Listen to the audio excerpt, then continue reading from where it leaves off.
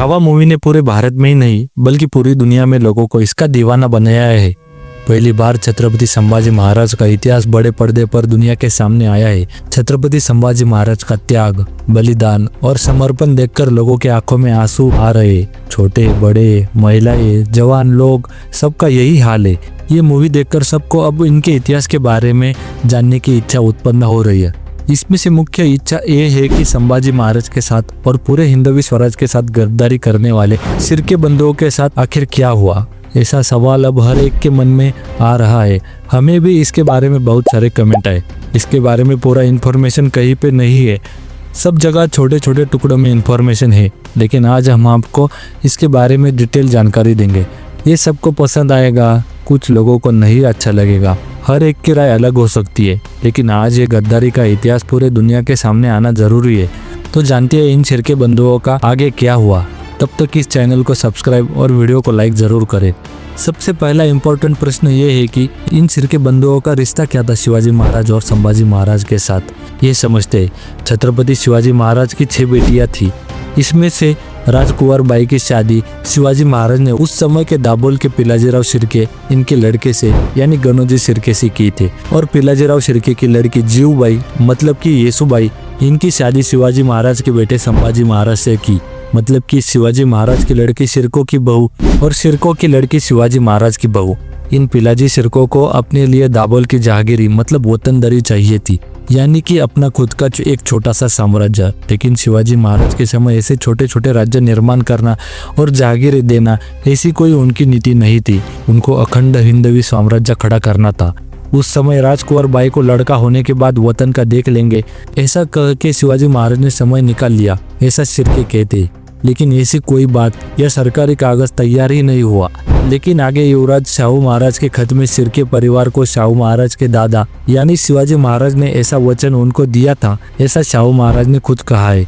आगे जाके छत्रपति संभाजी महाराज ने महारानी सोयराबाई, अनाजी पंत और मोरो पंत के खिलाफ जाकर जब पूरा हिंदवी स्वराज अपने कब्जे में लिया, तो उस समय पिलाजी शिर्के और उनके बेटे गणोजी शिर्के ने संभाजी महाराज की मदद की थी। उसके बाद 1682 में राज्य स्थिर चलने के बाद यही शिर्के मंडली संभाजी महाराज के पास दाभोल का वतन मांगने लगे। ये आपने फिल्म में भी देखा होगा। ये उनकी जिद वैसे ही रही। लेकिन 1682 में ही गणोजी शिर्के और कान्होजी शिर्के में से कान्होजी शिर्के मुगलों से जा मिले, लेकिन गणोजी अब भी संभाजी महाराज के साथ ही थे। दोनों का रिश्ता देखते हुए गणोजी शिर्के किस इच्छा से उनके साथ रहे होंगे इसका अंदाजा अपने आप आ जाता है।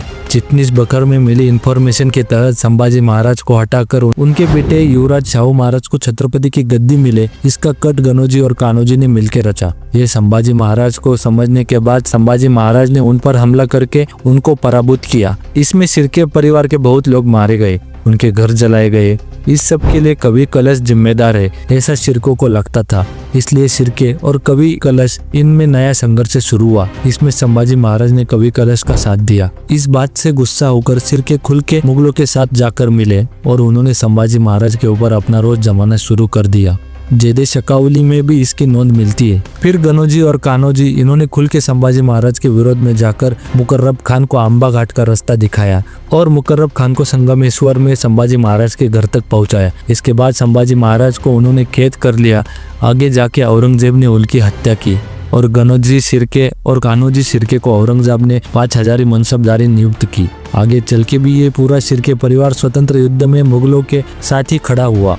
दिसंबर 1697 में जुल्फिकार खान ने जब जिंजी के किले पर राजाराम महाराज को जबरदस्त घेरा बनाकर उनको कैद करना चाहा, इसी जुल्फिकार खान के सैन्य में खुद गणोजी शिर्के शामिल थे। खंडो बल्लाळ जो संभाजी महाराज के और आगे जाके राजाराम महाराज के अत्यंत करीबी सेवक थे, उस खंडो बल्लाळ ने गणोजी शिर्के के पास जाकर विनती की कि वो राजाराम महाराज और उनके परिवार यानी कि तारा रानी को किले से बाहर पड़ने का रास्ता दे दे।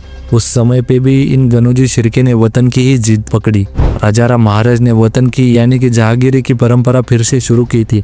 तब उन्होंने इस दाभोल का वतन यानी कि जहांगीरी खंडो बल्लाळ को दे दी थी। उस समय खंडो बल्लाळ ने गणोजी से कहा, मैं तुम्हें अपना वतन देता हूँ, लेकिन राजाराम महाराज को यहाँ से जाने दो। आखिरकार ये दाभोल का वतन खंडो बल्लाळ से लेकर गणोजी ने राजाराम महाराज को वहाँ से जाने दिया और फिर राजाराम महाराज कर्नाटक से जिंजी से सही सलामत महाराष्ट्र में पहुंचे। वैसे देखा जाए तो उन्होंने इतनी गद्दारी करके वतन हासिल ही किया।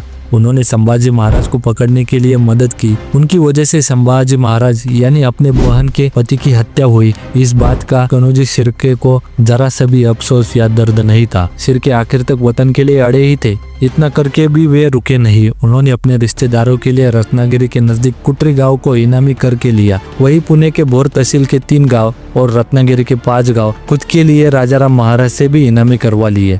मार्च 1701 में मोगली दरबार के दस्तावेजों में गनोजी शिर्के और कान्होजी शिर्के ने औरंगजेब की भेंट ले ली थी, ऐसी नोंद भी मिली है। औरंगजेब ने इनकी मनसबदारी उसी समय बढ़ा के दी थी। 1701 के बाद कहीं पे भी गनोजी शिर्के का उल्लेख नहीं आता है। इसका मतलब इसके बाद उसका मृत्यु हुआ होगा ऐसा माना जाता है। उसके बाद बहुत शिर्के घरानों के लोगों का उल्लेख आगे मिलता है। जब मराठों का यह स्वतंत्र युद्ध खत्म हुआ, औरंगजेब मरा, महाराष्ट्र में शाहू महाराज का राज्य भी अच्छे से चलने लगा। तब ये शिर्के परिवार फिर से मराठों के पास आकर उन्होंने फिर से शाहू महाराज से खुद को चाहिए ऐसा वतन हासिल कर लिया। ऐसा शिर्के परिवार का इतिहास है और इसे हम बदल नहीं सकते। गनोजी और कान्होजी का कहेंगे तो आखिर तक मुगलों के ही रहे और इस चीज का या और किसी भी बात का अफसोस उन्हें आखिर तक नहीं था। आपको ये वीडियो कैसा लगा हमें कमेंट करके जरूर बताइए। ऐसे ही इंटरेस्टिंग वीडियो के लिए हमारे चैनल को जरूर सब्सक्राइब करें।